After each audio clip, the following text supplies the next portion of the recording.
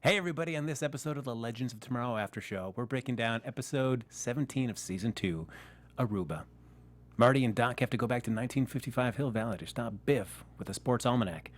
Oh wait, no, I'm sorry. It's the Legends have to go back to 1960 and get the Spear of Destiny. We're going to talk about that and maybe shed a few tears. Let's do it.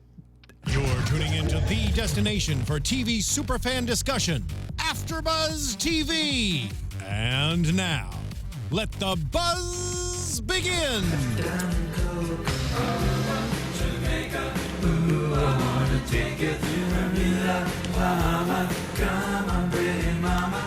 That's right, ladies and gentlemen. You come for Legends of Tomorrow Talk, but you're staying around for the dance. Ooh. There you go. Welcome to the Legends of Tomorrow After Show, breaking down every episode of Season 2 every Tuesday. We're actually started off on Thursday, but moved to Tuesday on the CW. Yeah, let's not get into semantics at this point. Let's get into the whole history. Not important. See, I'll start it off, and I'm one of your hosts, Frank Moran. You can follow me on Twitter and Instagram at HappyGoJackie. Oh, I'm Dave Child. You can find me at Mr. Dave Child or DaveChild.com or just look for Dave Child. That's fine. I'm there. I'm on the internet. I'm Dave Child, but I'm here to talk to you about Legends of Tomorrow. And ooh boy, am I excited! But I'm also a little sad because this is the season finale, and that's super sad. And 17 episodes. That's a weird number. It's a weird number. Can't But even get a tattoo. I'm happy to be here. Well, I think we've heard Dave Child enough times, but there are two other hosts, but we're not as interesting as Dave Child. But yeah, I'm Lacretia Lyon, guys. I'm Dave Child. Yeah. You could always find me at LACRETIALYON anywhere on the internet, since there is only one. And I am Lex Michael, freshly released from my ward in the Swiss Alps for your viewing and listening acceptance. And I am all over social media at the Lex Michael. I dare say it's pleasure. Not acceptance, but pleasure listening to you. I'm going to err on the side of... I will not. And you know, we have not given enough shout-outs to our resident Gideon that's steered the ship so well and kept us on course throughout this entire season. Let's give it up for Neil. Neil. Yes! Neil. There you go. And as always, folks, even though the show's coming to an end, you can still like us on Facebook. Give us those 5 stars on iTunes. You did so well keeping Lex Michael alive, but you realize it is a long, long hiatus. Right. I mean, October is very far away. And, you know, Lex Michael, there's many things that could happen to Lex Michael between now and then. We need him at his optimum best. I've already got a list of things that could potentially happen to me between now. And He needs to store up those likes and 5-star reviews in his cheeks like a squirrel. Yes. we need it for the long Chipmunk. hibernation. I've got to be sustained. That's right. Yeah. There you go. You can also subscribe to the YouTube channel. And, of course, Lacretia's our resident oracle. She's got the chat up and running. I'm sure all you folks are in there chatting away, sharing your thoughts and everything. Yeah. And we have one last opportunity. Twitter was a buzz today, guys. I think it was trending. A top topic there that people were finally hot receiving topic. Dave's doodles. They finally found their homes. Yes. It was Pepsi and me. Those were the big hot topics for today. And people are receiving their doodles all the way up in Canada and in other places. And I'm happy to send this last doodle. And also I'm going to say there is another doodle that was not accepted for the episode of Turncoat. Whoever won Turncoat did not contact me. Oh. So I'm going to say, if you want that, I'm going to... First, we'll have the hashtag battle for today. Whoever has the best one will get today's Aruba doodle. Aruba doodle. If they want it. But if you want to tweet to me for the next 2 days an additional hashtag for the season, I'm going to choose one and send that Turncoat edition to you. And this is for the listeners and the watchers who don't get to watch us live because we're on pretty late at night. And one person tweeted at us that was like, oh, I wish I could play. And other people said, please stop playing this game. So I'm listening to that one person over the many and saying, okay, the people that are listening online later, just send it to at Mr. Dave Child. Follow me, I guess, you know, if you're going to do it. But send it to at Mr. Dave Child, and I'll choose the one that I like, and I'll send you one. Look at that. See, look at Mr. Dave Child, always giving back to the fans. Yeah, I'm just the best. Look at that, he is. And you know what? Some of the people were also mentioning that the postage that was used to deliver those fantastic doodles, a nice little Batman stamp. Little Batman stamp. Yeah. You'll get a Batman stamp. I'm running out of Batman stamps, but I think I have enough for these last couple of doodles. So what you're saying is, act now. Act now. If you want your Batman stamped Aruba doodle. Aruba doodle. If you want that Aruba doodle with a Batman on it. Ooh. All right, so 17 episodes in. Before you start breaking down, just overall, were you guys satisfied with the way that the season wrapped up? Oh, this was the funnest episode. I don't think there's been a better episode of Legends of Tomorrow. I think this has been great. You may be right. Okay, so here's the thought that I was having. I wasn't here to talk about the penultimate episode with you guys last week. Yeah. I was, as mentioned ad nauseum, in a chalet in the Alps, recuperating. Yeah, we get it. You've been to the Alps. Jeez. The Alps are so dope, you guys. But so I had a thought last week, and it was fully sustained throughout the episode this week, which is thus. It follows thusly. Lacretia, you have been maintaining all season that Legends of Tomorrow across the CW DC verse is, in your words, correct me if I'm wrong, the best one. I would say so, yes. And all season, I've been going, I love this show. I love this show, but I love these other shows so much, and it's really hard for me to make that leap. Last week to this week, I finally started going, Lacretia might be onto something. And by the end of this episode tonight, I think they actually squeaked it out for me. I think this actually, for this season, squeaked it a little bit. Ooh, they squeaked it. I think this might be. We'll see how the rest of the shows play out. They have 5 more episodes apiece. Right. This is going to be hard to top for me. I think this season's been amazing just because it's been a very good arc and one storyline. I think the other shows, they tend to kind of run out of steam with storylines, so they all of a sudden, like, a new big bad starts to pop up halfway through the season, and they have to, like, kind of change, and it feels like 2 seasons in one. But this one, maybe it's because it's such a short season, because it's only 17 episodes. It feels like beginning to end, it feels like it had a strong arc, it knew where it's going, and I just, this final episode compared to the final episode of last season, I was so much happier just because, yeah, there's weird timey-wimey stuff, but they explain it in their, like, just made-up logic, and that's enough for me, and it makes more sense than we have to be in 3 separate time eras at the same time, which I'm still hung up on. But this was much nicer where they have to, like, okay, they have to break that rule of time travel that they've been keeping for the last 2 seasons of not crossing each other, and we get to see what happens and why that might be such a bad thing.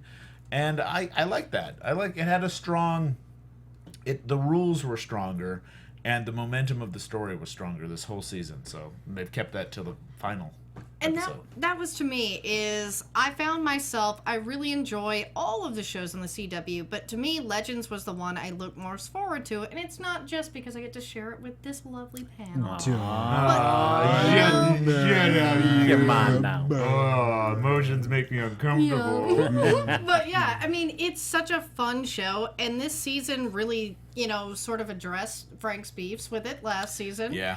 Yes. And I think that, to me, this is the most, put together of the shows right now. And a lot of it is because some of them are maybe in their sophomore slump or they're getting to different points. But, I mean, to me, they've all been great this season. But Legends just stands out as being the most fun. You've got the Legion of Doom, and they're all your favorite characters from the other shows. And that's what Legends is. It's a combination of everybody you like from the other shows. So what's not to like, especially when they do fun little 70s travel. Well, and it's so crazy to think, if you go back, and it was only 5 years ago when Arrow premiered, the backbone of this entire universe, they were very set on not going crazy comic booky. Yeah. It wasn't going to be a superpowered universe. It was going to be Oliver Queen being real grumpy with a bow and arrow, and that was going to be Salmon ladders every day. Salmon ladders every day. And that was going to be it. And now cut to just a handful of years later, and we're getting this, specifically this season of Legends of Tomorrow, which I do think gets the edge over the other shows for me, because they are not just doubling but quadrupling down on the most comic booky of comic booky elements and the most ridiculous and out there of sci-fi elements, and they're blending it in a way that feels at worst the best possible kind of silly. and at best, just beautiful, beautiful music for my soul. Because it feels like it's avoided what happened with the Flash so far these 3 seasons, where every main villain has been a speedster, and that just gets very tiresome. This one, even though you're traveling throughout time trying to stop somebody, it's kind of up the stakes, and I really feel like they improved over the Vandal Savage stuff from season 1. And technically, your main villain of the season is still a speedster, but you've got a roster of personalities that are as big as Eobard Thawne that can help spread that threat around a little bit. And I think it's different when it's a speedster against differently powered, or maybe non-powered heroes, as opposed to where it's always just a Flash, like, run faster, Barry. You've got to run faster. How do I learn to run faster? It's like, I'm tired of that 3 seasons in. It still makes me cry, bro. Yeah. Nice change. Still makes me cry. Anytime somebody's like, run, Barry, I'm just like, just can't. Just can't So he run watched his fast mom enough. die. Oh. Well, we did get a little tearful moment. We'll get to that a little later. We got quite a few Yes. tearful moments. I felt like the wave of emotions that ran over Mr. Dave Child at that towards the end of that final battle scene. Oh boy. And I will say, too, there were a couple of moments, like big, shocking moments that, like, I should know better by now. I shouldn't be so emotionally affected by, spoilers, I shouldn't be so emotionally affected by Ray getting his heart pulled out that early in the episode, because I know full well what type of show we're dealing with. And there's no way they're not going to bring Brandon Routh back by the end of the episode. And yet, that moment still totally hit me in the gut. Well, 'cause you get- literally ripped my heart That's out right. because he's my DC dream boy. The way you set it up like this, where you get to have 2 different legends from 2 different time periods, you basically get to have your cake and eat it too. So you've got basically one team that is basically very disposable, and you can do anything you want with them. So you still get that effect of seeing what could happen potentially to the characters you love, but also knowing that that they're also really safe too. So I get to have them back Yeah, next season. because there's 2 of them. Yeah. And also, I kept like the body count was so high in this episode, and that was nice to see, because you usually just like they have to ride around. Yeah, but they never get killed because there's so many people. This is a big team. It's always been a big team, and it's tough to come up with excuses for the big team to never get killed, to never have to have them not get a knife or a hand through their chest. And this, you actually get to see it happen, and it kind of made sense, but it was intense.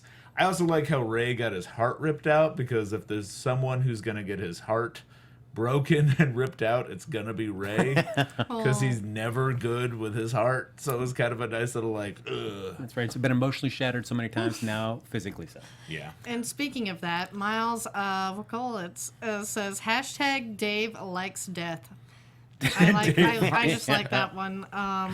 Don't butter me up. Don't butter me up. So we start the episode though with Rip finally getting the Wave Rider back in action, and then realizing, oh wait, I'm a tiny little man. I'm a tiny man. My favorite part about that is when the Wave Rider started flying around, they played the theme to the show, but really high pitched. So it was like a tiny version of that show. What is happening over there? You can't look at each other and go like, Yeah. There's just, I'm responding to so many things that are happening in this chat right now. okay. Everybody's getting involved. The one thing we're laughing about is Miles said, "Can you imagine if season 1 Arrow sucked?" And we're like, "Yeah, we can." To be fair. I got nothing. That was it. But yeah, nothing. Cool, we have a guys. good hashtag too. From Renji90998 says hashtag microwave writer. oh, And Casket. Hey, Dad, how's it going? I love me some dad puns. I love Ray.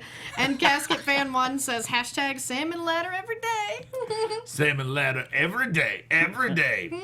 That's what I always say. So Rip is able to get out to the nearest open window and make contact with the rest of the legends, and like plot course to the nearest open window. I do like that was our cliffhanger, and the episode opens with him going, "I'm going to leave now."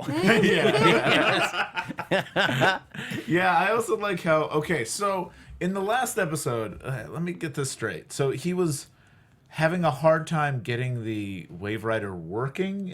Was that the problem? Was that the was. wait? Because it was like 6 months or something like that, right? Or a year? Yeah, because she'd been quietly kind of, while he was baking cakes, Gideon was quickly kind of rewiring the systems of So why was he baking cakes and not like fixing the ship? Because I think he'd given up. but Gideon never did. So it went right to British Bake Off. I know we talked about this last And week, I think but that's I just where wanna... he's going, is to pursue that. He's gonna, yeah, He's it's ignited his cake passion. See, and I was ready to just accept that when the Legion rewrote reality, they programmed Rip to bake To be a a lot. bake- To just be Yeah. so fixated on baking that he would not be able to resize the Wave Rider in his game. Right. Right. So, well, that was interesting, and we never really talked about it last week, is that issue where we had, how does this affect everything? Because if you're using the spirit to alter reality, it should alter reality completely in all directions. Yeah. And yet we realized that it really didn't, just kind of was more locally centered around 2017. Well, they also explained it, and that's what I was looking for. Last week I said they better explain how they can go back in time and it's still a different reality. Right. And they just said that it's, and I know this doesn't quite make sense because they still spend a year in that reality, but they said it affects it slowly and there's waves that kind of shudder back. So it's just that reality wave to not make it all the way there. So it's they were chasing the reality wave and they got to it before it actually affected it. Right, a little bit like the way they've described and obviously a lot of different time travel stories have described time travel when you change things in the past. There's like this ripple effect and it takes time to solidify, like cement almost. Yeah. And you have an opportunity when you see this ripple effect happening, you have an opportunity to correct it if you happen to have a time ship or something. Right. And I feel like they're most specific with the way they altered Ray's reality. They basically made him a janitor, but they didn't destroy the Atom suit. They still wanted to keep that still present in this version of 2017 so that the Thawne could use the shrinking technology. Yeah, and I think it's basically like that's a good weapon to have, so Yeah. I'm going to have it around. Well, and I like the idea that Thawne is a scientist, and if he hadn't developed that technology himself, I totally buy that he would want to hold on to it so he Yeah. could see what he could do with it. Yeah, and the one problem is like, why didn't you just kill the legends? But they do explain that away. Yeah. That it's just out of like, you know. He just thought it'd be fun to destroy their lives more. Yeah, it's out of vanity that Yeah. he kept him around, and I think that's a good enough excuse for supervillains to be vain. So let's talk about Ray getting reunited with the suit. Yes. And planting a big old smoochie on it. Ooh. He loves it. He'll never leave it behind again. You know what? But she's so damaged though. You know, she never works out. They always try to get back together, and it never works out. She always fails him. Nah, Dave, she completes him. No, I think that's an abusive relationship. I think he needs to find a girl or a suit that is always working and doesn't break down and isn't easily is not weak to knives. That Nothing seems to be. suits him like a suit. Wingman I can wear. Oh, look so debonair. This is Gotta a keep song going? from How I Met Your Mother. Okay, cool. Yeah. I do like, though, that when they get the suit back on, Ray doesn't waste any time, like, say, hey, Wave Rider, head back up to the roof. I'm going to re-enlarge you right inside Star Labs. That's it. Let's just take Right. it. Well, I think he's figuring like, hey, this reality is going to change anyways. so let's do some Why destruction. not? Why not? And Nerdity Nerd has a good hashtag. Hashtag Ray ships his suit. Oh, I like it. I was confused about something. Last episode, wasn't Star Labs a big The Legion Legion of of Doom head? bubble thing. And now all of a sudden it's Star Labs again? It's that ripple Yes. effect. Yeah. It's that reality I don't ripple know. effect. That's my head canon.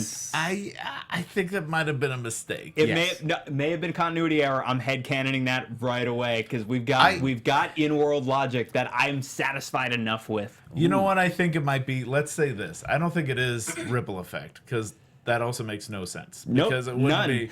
but I still accept Because it. it wouldn't. That's not how it worked. I think, if anything, what we thought was Star Labs was just a connecting building, and we just didn't see that big Doom helmet is just next door to Star Labs. It's like the West Wing. Dave's got and eats his own beef. I just ate my own beef. I removed a rib and ate my own beef.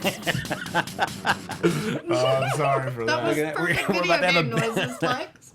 I'm like, whoa, we've You're not got supposed to eat your own beef, Galaga Dave. right There's a here. beef storm coming. Oh no, there's a beef paradox that's just happened. Neil's up there with a Self- hashtag of his own. Hashtag self-beefing. Ugh. We do realize, though, that Legends have a moment there where they recognize that they are the aberrations now. Something that they've Yeah. always been stopping the entire course of the season, but now they are the ones that are. Sometimes you look around the party and you say, hey, where's the aberration? And then you realize you are the aberration at the party. It was a very Bill and Ted moment there. Yeah, Whoa. yeah. I like how they were like, okay, we just can't see each other if we see each other.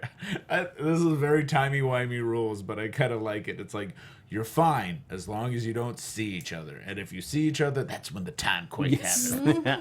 It doesn't, as long as you don't interact with each other, you're okay. You're still a little okay. And it's like you can interact with other versions of your teammates, but as long as that's fine. But when you see yourself, That's where it gets all quaky. Yeah. Ooh, quaky. We've got some beef-themed hashtags here. Connor Pearson Ward says hashtag Beef Point Paradox. Beef Point Paradox. Nerdity Nerd says hashtag Beefquake. I like that. Quake. Casket Fan 1 says hashtag Beefy Paradox. And Jim Felton says hashtag Beef Eater. Ooh. Yeah. Well, Well, there you go. You're a beef eater, Dave. I guess so. I'm quite a fan of Beef Point. Yeah. Beef meat for Is it everybody. Beef Point Paradox or is it Beef Point? It's Beef Point Paradox. Yeah. But I'm quite a fan of the idea of a Beef Point reality wherein there is just ample meat for every man, woman, child, animal. They say the word reality a lot, and this is the problem I always have is every time I hear reality, I just want to say, oops, there goes gravity. Like, Yes. there goes reality, oops, there goes gravity. I just want to get to the 8 Mile song. Yeah. I hate it. Like, I'm not a big Eminem fan, so it's just every time it's like, why is that so ingrained in my head? Anyways, that's been a Dave Child side tangent. Ooh, yeah. Ooh, a new hot corner of this episode. Yes. Side tangent. Side tangent. The one part, and it's just a mini beef, like for Just me, a teeny beef. just a teeny beef, Teeny just like, beef. A micro beef, if you will. Yes, an amuse-bouche beef. Wrapped in a little blanket. That's right. Yeah. Where, We'll toothpick decide if it's a mouche booze. A Vienna beef. so when they get back to 1916, Ray flies out, finds it. One, the fact that he's flying through the war zone, but then nobody is shooting at him when he enlarges up. That was like, you see this man just grow out of nowhere and start shooting the They ground. were concerned about the bullets flying right. at them. But like, you know that your arch nemesis as of late is super fast. How are you gonna stand there Yes. with holding the Yes. thing out in the open like this and talk about I got the thing that I hope the fast guy doesn't take from me? Also, I would say, I'm saying I just raise an idiot sometimes. That's all I'm eating all that beef by just saying raise an idiot. But a little bit of a side beef from me too is like, just don't take it out of the case. You know it's in the case. And it's in this case, and you know it's this tiny glass veil, and it's like, oh, I'm just gonna keep it in the case so at least doesn't get shot because you're in a field full of bullets. But again, Ray's just an idiot. I think that's I'm gonna be honest, I'm But still he's stuck cute. on side beef. Side beef. Side beef. But side it's beef. like that scene would have worked fine. I just wish they would have just sped up Thawne getting back. You can have Ray pick it up, but then immediately have Thawne right there. To have those moments there just felt like, just trim that scene down. Just yeah. Get right in. Well, But they didn't, and so Thawne rips out Ray's heart. yeah. There you go. And Bye-bye. he ripped out ours too. Yes, that's right. The tiny man with the big heart. Oh yeah, with Sky Patterson has hashtag crisis on Beef Point Paradox. And That's just too long. then he's got, little doodles and some, Oh, some little emojis of beef. So I thought it added to it. And then Kal-El Kent mentions that this is now the hashtag show, and I was like, yes, suck on that, Chris Hardwick. We got our own hashtag game here. There you go. We also hire us, please, Chris Yes, Hardwick. please, We're not. please. Like, Yes. we do love you. This is because. That's right. That's right. Imitation is the most sincere form of flattery. Sure, let's That- go with that's that. what they say. Sure, there you go. But then we get to the moment there where we realize that the legends are going to have to interact with their past selves. And we do get a cool scene, which I always like, when you get to see the what happens for another character as they leave a scene. And that's when Mick and Snart have their interaction. He punches him and then walks away. Yes, and you get right to over see, to the tent. Yes, what happens from Snart's point of view from last episode. I thought that was really cool from 2 That episodes was ago. cool. Yeah, and we see Thawne's changed the game, though, because he's gathered all the Legion back and said, guess what, I'm from the future, guys. We already have the spear, but the legends are here, and we've got double doses of legends. I had a moment of you sympathy fear. for Eobard Thawne in that moment because it's got to be really frustrating trying to explain to everybody that you interact with in a day that you're from the future, not just a future, but no, your future. I'm not your Eobard. I'm a different Eobard, and here's what's going on. Like, no, keep up. Yeah, You'd have think you you ever, would just tape that. Yeah, and have you ever tried explaining just comic books in general to someone who doesn't know comic books? It's a lot like that. It's like, well, this guy died, but now he's back, and he was green, but now he's red. He has a robot arm, but it'll grow back. Right. You know, it's a lot of. It reminded me of that. He was a clone the whole time. He was a clone the whole time from the future, but I don't want to get into And I thought explaining True Blood was difficult, but no, I think this takes the cake because you're like, it's got fairies, but it's not that gay, you know, like it's really weird, you know. I'm sorry, True Blood's pretty gay. In a great way. In a good way. In a very But good way.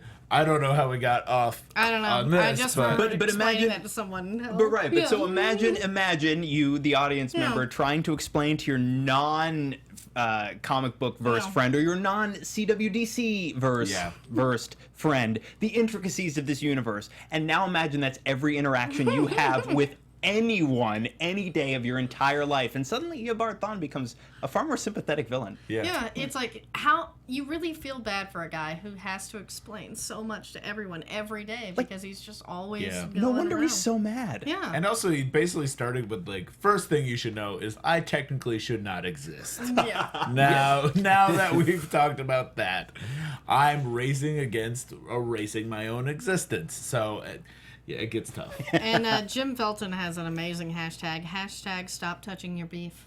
No. I like that. Okay. All right. Yeah. There you All go. right. I'm definitely writing that down. I see that pen hitting that paper. Interesting. I had a little beef there with the Legends from the alternate reality, coming back into the 1916 Legends and having a tough time just trying to bluff their way through these interactions. Like, come on, guys, you know who you're talking to. Yeah, you know... but they're not actors, Frank. They're just normal superheroes. They're not actors.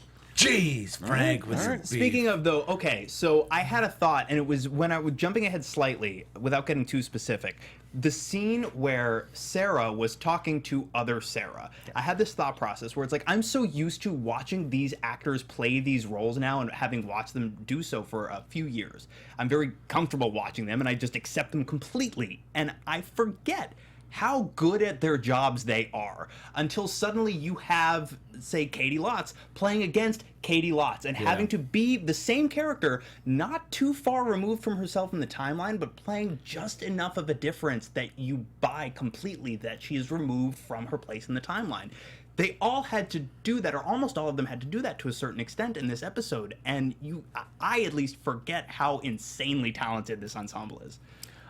Just a quick, as we're talking about interacting with your past selves, we get to see a moment, and this is probably like Frank checks if he's dead inside, and I think the answer is going to be yes. That when Nate sees Amaya from 1916, and he just loses it. I miss you so much. And I'm thinking, relatively, it's only been maybe less than a man. day. He saw her die, man. All right, I'm dead inside. And they're not actors. Yeah, and apparently there's also a hashtag Frank has a little beef with smiley faces laughing. So I like that. Or Dave Child is a Pokemon by Kal-El Kent. And Dave Child is my spirit animal by Xavier Clark. Ooh, that's a little just shameless. buttering it up. Yes, there That's you just go. buttering. Yep. So I guess I'm just dead inside. I just felt like- Okay, I'm gonna be this. I don't. This is gonna be a little bit of a gross dude moment, and I feel like this might open the gates to other gross dudes making comments. But I'm so used to Sarah just automatically flirting with whatever beautiful woman they're interacting with in that time era.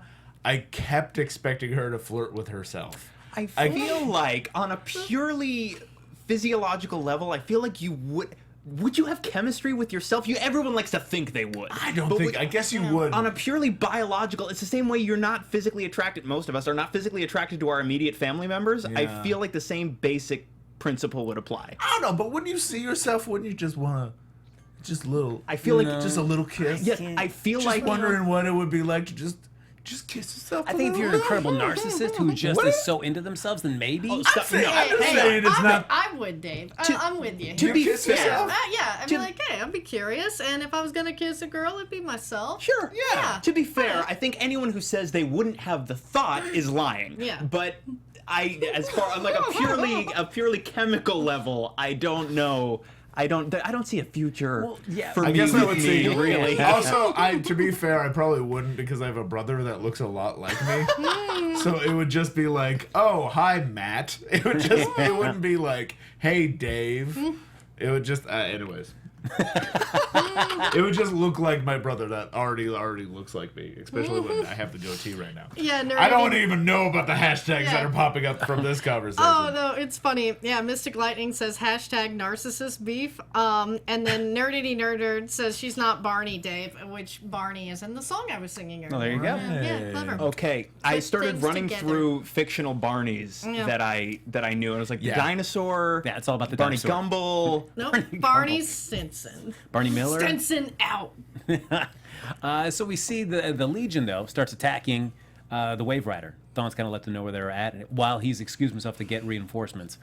We'll find out more about that later, but they start attacking that, and the Legends say, we got to do a jump right now, even though we're going to create a huger paradox than just meeting ourselves, but they do it, and they create a time storm. Kind of cool effect for that. Sure. Yeah. Yeah, and I was interested to see, and it doesn't seem to, like, get them to safety, though, right? It just kind of jumbles them up a bit. Yeah, and then just it prevents them from, like, I think pretty much entering the time stream. They just kind of come back right back down to where they left.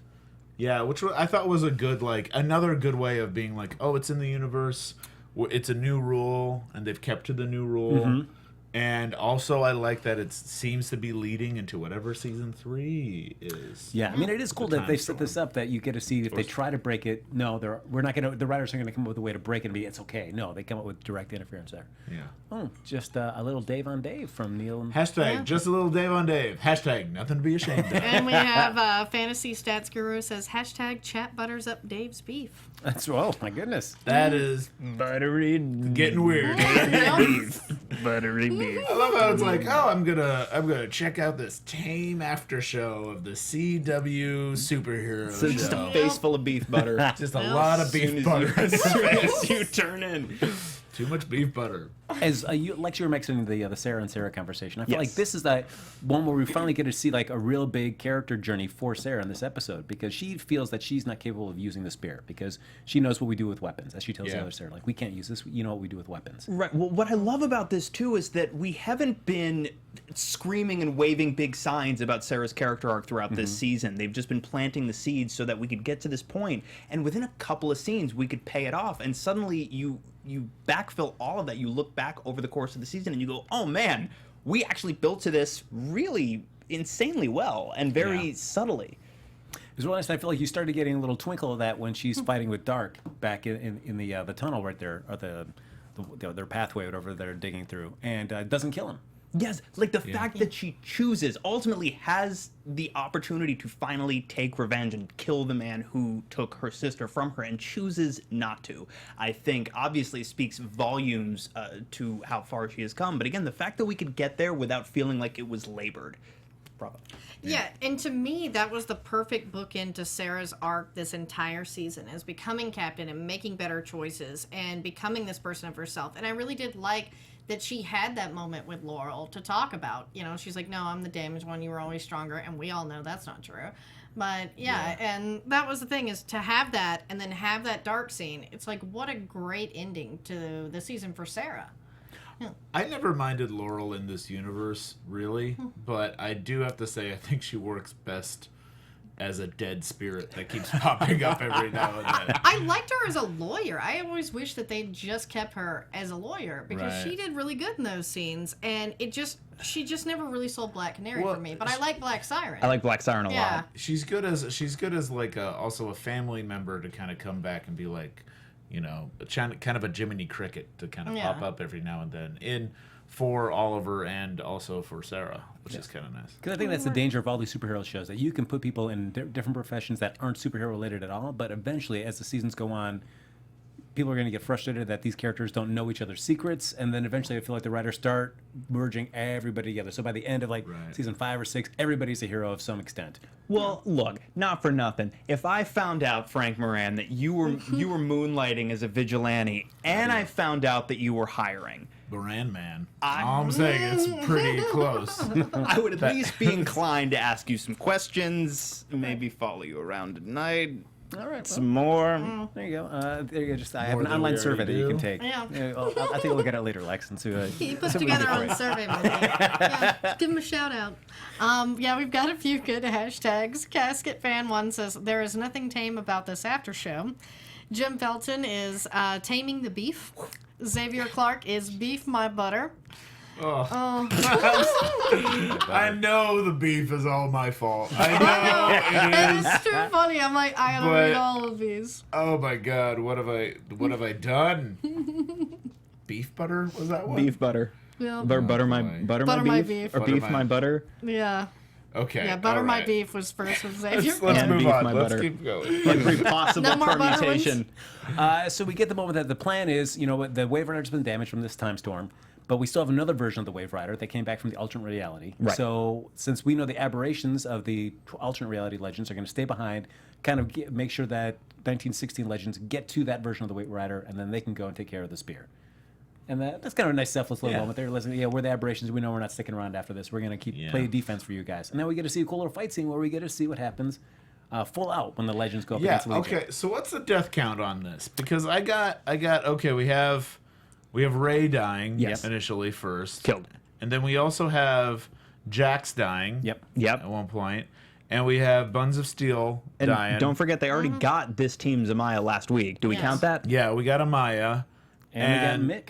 And we got Mick, yeah. Which I think was the worst of all because that's by his boy Snart. I know that was the most heartbreaking to me. Other than and the I actual heartbreaking. And I love too, again, like, this was something I was thinking the last couple of weeks. If you had told me that a couple of years ago when Flash premiered, that cut to, 2 years in, and Mick Rory would have one of the most involved, deep, relatable character arcs on any of these shows, I would have looked at you like you were not the smartest person. And they did it. And again, I love that we don't have to labor. Don't laugh. So mean, Lex. So biting. Such a bird. Well, no, just because You are not the smartest person. To be fair, I'm not the smartest person either. No, but my point is Mick Rory, by the character, is very. They make fun of him all the time for being very meatheady. You don't get to see these layers that he was able to demonstrate when you first meet him. And I also love the fact that we get everything we need to get from that moment without having the other make like a big close up and like, Snart killed me. Like, we get it. We Yeah. get, because they set these pieces up so effectively. So without taking a pause like Ray did with the little vial, we don't have to pause. We get the weight of it. We get the implication of it. We get what it means for the two of them. Yeah. It's also hard to kind of keep track of who's alive and who's dead.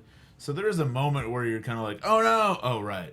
Oh no, oh right, okay, all right. Yeah, I loved how Ray was the one who was concerned. Yeah. And then he's like, don't hug me. That was cute. No, we could have the moment Yeah. though that overwhelmed Dave. Fellas, like when Nate was dying, and 1960 Nate comes up, and his dying words, "Don't be a douche." Don't be a dude. I loved that. And then he says like, I won't, bro. That's the ultimate bromant. It was just... Yeah, the ultimate bromance. I'm like, damn, Dave, that was probably like the best word mashup ever. Bromant. Yeah, I wrote it down. I wrote ultimate bromant as soon as it happened. Yeah, It was... we've got to get a hashtag. Vanilli1, a new one, says hashtag Dave created a monster about the beefs. Yeah. And then Helena Needs Hugs has a beef herself about what happened to Stein's daughter. Is she still around? Yeah. Well, they didn't write the time stream before like the her, so I think she would still be around. She is I now think so, yeah. one of those Yeah. dinosaurs we saw. At the Whoa! end. That was And- Stein's entire family. And the chat all seems to agree that Rip died too. So is he in your little graveyard? He actually isn't, because I did Rip die? I think Or did he two of fade them. away? I thought two of them got knocked out. I think both Yeah. of them were knocked unconscious. Yeah, I don't think that the other our future Rip, he did not. Yeah, future. Future Rip. Right. But then we get to see that the legends think they're free and clear, and then Thawne shows up with those reinforcements, and they're just alternate multiple versions of himself plucked through the time stream. These guys, Yes. which, all right, maybe Lex Jazz. I think it's got my vote for single greatest thing that's ever happened on one of these shows. These Yes. guys. Check out these guys, Mr. Jazz Hands. Because I feel like that's the moment, and yes, it took the entire season to get to this moment, but that's the moment, maybe more so than any other moment I've seen in one of these shows. You're either completely on board with this or you're not. You know what I bet happened there? Because I actually wrote this down as soon as it happened, but as soon as he did this and said these guys, I thought of like, hey, you guys. And I feel like maybe that happened when they were writing this. They wrote these guys, thought of hey, you guys. And then like, we'll do a Goonies we'll do a reference. Goonie reference at the end. I forgot about Goonies until right about now. We haven't mentioned that Spielberg classic yet. That's right. Again, another thing where I felt like is similar to Ray picking up the vial of blood was that Thawne conveniently Frank's got another bee. Yeah, a little bit like Thawne conveniently leaves Sarah to the end. Like, take her out first. She's got the spear. But Well, from my understanding of it, I thought that, and at least this is what I'm pretending, is that Buns of Steel was just a little bit too close and was kind of blocking her.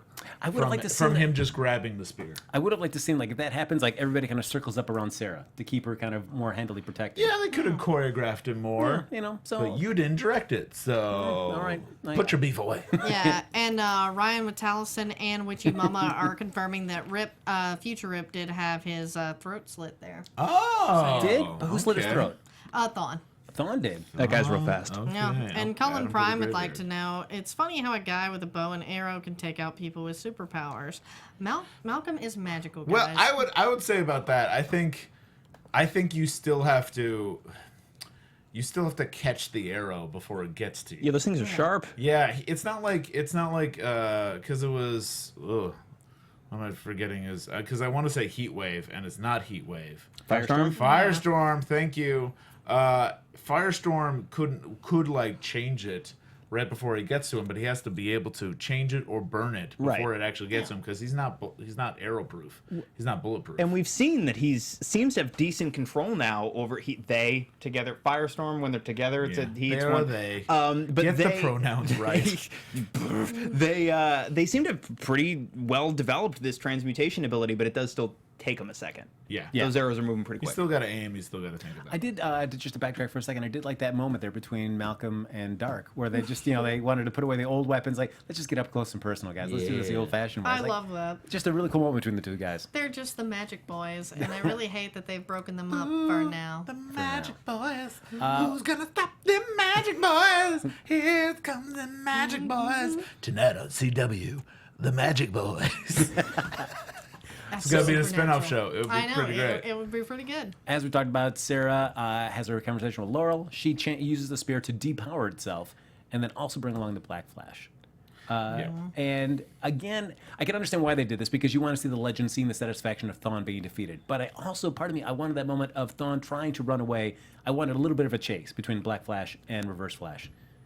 Right. Kind of him dragging down. But then in that case, the legends aren't going to get the satisfaction You're of getting way seeing too there. picky because, like, I thought for one, his dissolve was amazing. Yes. That was like one of the best. I'm dissolving out of reality I think I've seen. I think they upped it over when he got dissolved several times on the Flash, and I like how when he kind of gets peeled away, you see him as like a hollow husk inside of him a little bit, and he gets peeled away, and he's so fast that he's able to touch him, and there is no chase because he's so fast, and all he needed to do was touch him a little bit. I thought it was enough. I love too that it was just a quick boom right through.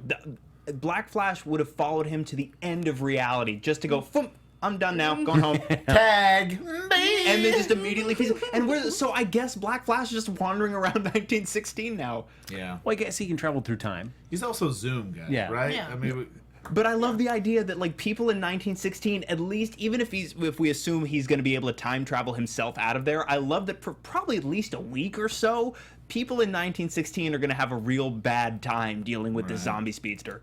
But he also, I take that moment that he talks a little trash, or just grunts a little trash to Sarah. Gets up in her face like, I took that guy out. Look at me. Stop! What's he doing after this? You want to zoom? What? Come on and zoom. Come on and zoom. As soon as he shows up, that pops in my head. Yeah, Nerdity Nerd says hashtag Frank has too many beefs. And, Never too many beefs. If you're playing the Agreed. drinking game at home, Connor Pearson Ward says Constantine should join the Magic Boys, and that would be the greatest show of all time. With the magic boy. I'm still holding out hope that they find a way to bring Matt Ryan's Constantine back into this universe, specifically on this show. I Yeah. feel like he'd be a fantastic fit. Well, I feel like the Thanks so much. CWC could start laying the foundation for that, which would be cool. Yeah. That's how we got a Vixen in live action, is Yeah. we did the CWC to animated first, so... So let's talk a little bit about how we feel about how the Legion was treated. Yes. So we got Thawne, of course, dissolved by the Black Flash. We get Malcolm returned to 2016. they just dumped him in his apartment. Yeah. Then we get Snart, dumped back to 2014 with his mind erased. So he doesn't. So and I like that moment between him and Snart, where it's like, oh, you mean I become soft? No, you become a better person. Yeah, I like that. But still, that means our version of Snart is, at least right now, still gone. It is a little heartbreaking for a number of reasons, but specifically in this moment, because Rory eventually made the same leap that Snart did before he sacrificed himself, but they missed each other a little bit, Yeah. which is sad. Like, oh, my heart. Right, but we have to also remember we don't know what this next season's going to be like, because if there can be dinosaurs and robots kind of out of nowhere and all these different things kind of colliding into one Los Angeles, then I think maybe you can have like a Snart Oh, yeah. from their reality. Just There's kind of no- up I from feel a like- different time thing. Yeah, I feel like there's no way we don't see at least one version of Snart again. Yeah, and, Maybe. and what I liked is it sort of was that Back to the Future moment of him going back, and this sort of maybe what set Snart, put that in his mind and sets him on that path subconsciously, even though he's Right. wiped his memory. I felt like it was that, is like, because the Snart that we were seeing obviously wasn't going to go this path. Much Yeah. like, say, Mick was changed by Snart and Kronos and all these other things that happened to him. I feel like of the three, or actually the four Legion that had that kind of cross-show contract, I feel like we were really deprived of a lot of Snart this season. We saw a Yeah. lot more of the other rest of the Legion than we did of Snart. Well, yeah, he felt more like a guest star, but I didn't mind it because honestly, I think the show first season had too many characters. And granted, one of the best characters was Snart, but it made it so we got to find out who these new characters were more because they weren't getting outshined by this kind of dynamo that is Snart. Yeah. And we were able to kind of dig into the team more. And that's why I didn't mind having like Rip and also like Snart gone for this whole season. Yeah, I feel like, to your point, I feel like Mick is a perfect example. I don't think you have room to give Mick the character arc that he had if Snart is there, and you need Rory to be the big, grunty, brawn counterpoint to what Snart is doing. Very true. And we see that Dark gets started back in 1987, forced to wear those sweet Miami Vice clothes. So great. I love that. Shoes without socks. Yeah. That's right. Ugh. Now, given the way that we seem to really enjoy the Legion this season, it seems like the writers did as well. Do you want to see some kind of variation of this in season 3?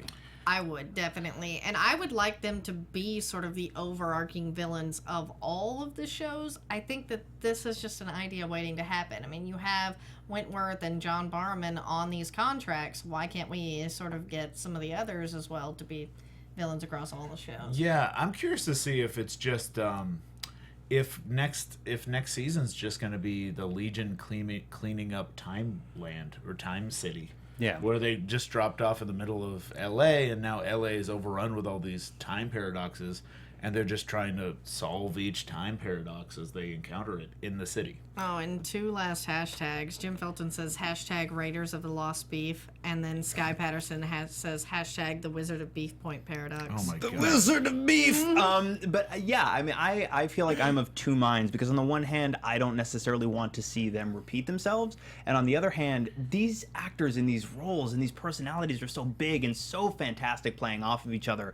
But I also feel like without somebody like an Eobard Thawne, I feel like of the Legion members we have left, I don't think any one of them is going to be the guy that's like, let's get the band back together. Yeah. So you need someone else to then step up and incentivize them working together again. I need you to watch at least the one episode of Desperate Housewives where Neil McDonough does do that. Actually, puts a band together. And now you'll realize what you said is actually I'm funny. in. It's I may funny. watch every episode. Yes. I was curious if we were going to get a little bit of Vandal Savage at the end. Yeah. Like, maybe the Time Quake or Time Storm has brought him out of... I hope not. No, less than about Vandal Savage, the better. I will say, in terms of cliffhangers, though, this step down from last season's. I don't mind it. I don't mind it because it was such a strong season, and I like that it doesn't feel like it has a cliffhanger. It's just like an ending. It just felt like an ending, which was nice. And whereas last season's cliffhanger was incredibly exciting, introducing, we're about to get the JSA, that's amazing. We were on a track at that point. Whereas now this feels like we could go almost anywhere. literally anywhere from this point. Yeah. I feel like would you be satisfied if they came back in the beginning of the season and said, like, you know what, during that time off, we took care of that time quake. We're on to Good thing we other dealt things with now. those dinosaurs. Yes. That would have been expensive. Ugh, yeah, that would be disappointing. I feel like you have to at least have 2 episodes where they're dealing with all the paradoxes that have showed up or something. And before we start wrapping things up officially, when will we see Rip next season? How quickly into the season? Well, Rip's still on the ship, right? Or No, did he leave? he took the jump ship and took He off. did. Okay, I didn't know if he was like about to, and then all that stuff happened. As far as I know, he took off before all the craziness happened.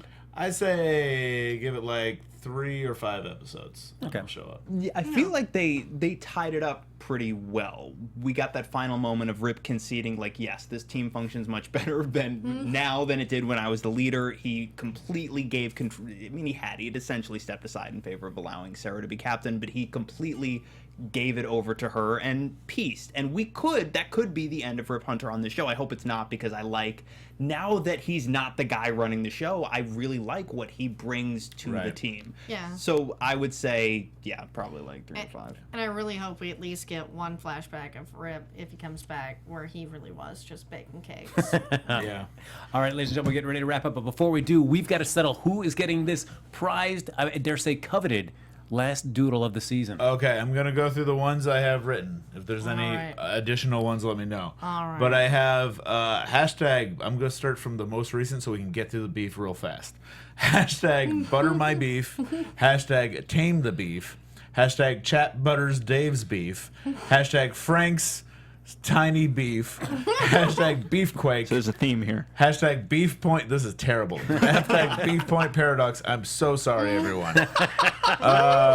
Hashtag Dave created a monster Yep. is one. And I want to make sure I read that. Hashtag Raiders of the Lost Beef. Okay.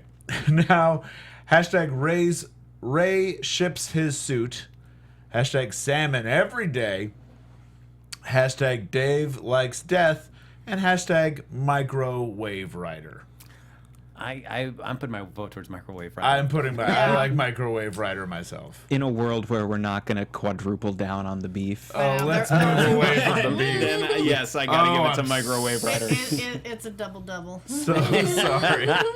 So microwave rider. Do you know who put that down? Microwave Rider, I think. If you don't, it's Yeah. okay. Well, why don't you contact me at @mrdavechild. Just DM me or go to davechild.com and send me a message through there. Doesn't matter. I'll let you know. And if you're watching this not live, send me some hashtags at @mrdavechild. I'll choose the one I like best on, let's say, Friday. And on Friday or Thursday, let's say Friday. Friday, I'm going to choose the one I like best. Then you can DM me your address, and I'll send you this extra one that I have. Look at that. I know. And do we have time for these iTunes reviews? No. Or could we just thank everyone Yes. that did them? Yeah. I think thank you Yeah. everyone for the iTunes reviews. Please keep them coming. They were so nice, and you've kept Lex Michael Yeah. alive and well. I know. It's It's true. like, thank you to Best Hype Man Ever. You've left us so many good reviews. Give us Alex one. Give us for one. Real Ratchet. Let's see. We'll do the food for Lex from Ruth Ann Cruz here. First of all, here's 5 stars for Lex so he can make it through this week. But seriously, I love this show and after show. I always wish I could watch it live, but it's just too late for the East Coast girl, especially now that y'all are doing the hashtags and Dave's doodles. This panel is so much fun, and I always learn that things about the comics since I don't read them. Keep up the good work. I listen every week. And also special thank you to Quinjano89 for the lovely John Constantine drinking game comment here, and eBarner70 and Love Struck Fool. I think I got everybody.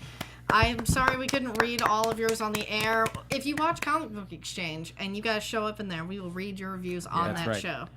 Even though we don't have time to read them, Yeah. they are, as Dave was saying, very much appreciated. Yeah. So thank you, everybody, Indeed. for taking the time out to write that down. Yes, thank you. Ladies and gentlemen, that's going to do it for this season of Legends of Tomorrow. But no fear, even though it's going to be a long hiatus, we're all going to be back for season 3. We're not going anywhere. So this team is going to reunite when the Legends reunite back later this fall. In the meantime, though, the fun's just getting started. If you want to get in touch with us even after the show is over, Lex Michael, where can they find you? I am all over social media at the Lex Michael, and if you're a fan of DC on the CW on ABTV, not all of these shows are done for the season. There's going to be a little bit of a hiatus, and next month all the other shows are coming back. So we're going to be talking about Supergirl on Monday nights and Arrow on Wednesday nights. I do that with Lacretia sometimes. It's great. Come nerd out with us. We love you. Mwah. All right. Hey, guys, I'm Lacretia Lyon. You can always find me at LacretiaLyon anywhere on the internet, since there is only one. And the show, The Comic Book Exchange, which features 3 of us. And Dave might join us for a Maybe. special episode. It's on Book Circle Online, Wednesdays at 6 p.m. Tomorrow, we are talking about Batgirl and all the news to do with that. Batgirl. I'm Dave Child. Listen, I'm going to be on the Doctor Who after show on Sundays. I'm also going to be on the iZombie one at this time on Tuesdays. So if you miss me, catch me there. I don't think I'm going to be with these lovely folks, so it's not going to be as good.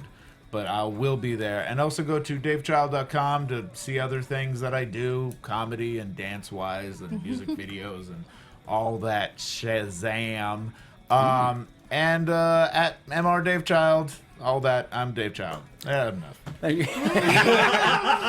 I'm Frank Moran, folks. You can follow me on Twitter and Instagram at HappyGoJackie. We'll try to find some way to get the 4 of us, or the majority of us, all together on some other panel or something between now and the fall, so you guys can still enjoy all the weird stuff that we do.